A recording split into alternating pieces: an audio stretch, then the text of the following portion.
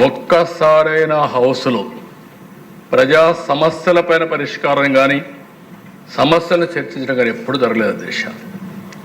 ఇదే హౌస్లో నేను చెప్పాను, ఇది గౌరవ సభ కాదు, ఇది కౌరవ సభ.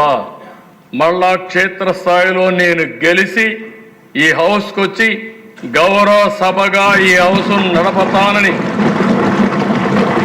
ఆ రోజు చెప్పాడు.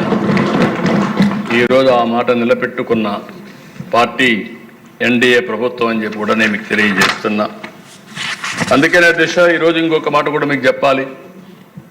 అప్పుడప్పుడు చెప్తే అవసరం కూడా అనిపిస్తుంది.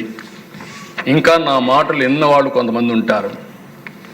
ఎవరైనా సరే ఆడబిడ్డల జోలుకొస్తే అలాంటి సైకోల్ని మాత్రం వదిలిపెట్టనని మరొక్కసారి హెచ్చరిస్తున్నా.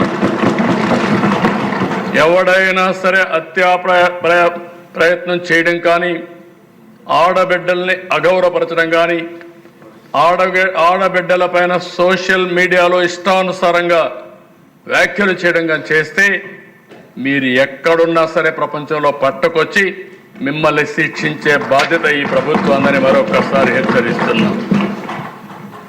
ఈరోజు అధ్యక్ష ఇదే కాదు, డ్రగ్స్, గంజాయి, ఎట్టి పరిస్థితుల్లో కూడా గంజాయి డ్రగ్స్ లేనటువంటి ఫ్రీ స్టేట్గా చేసే బాధ్యత మంది.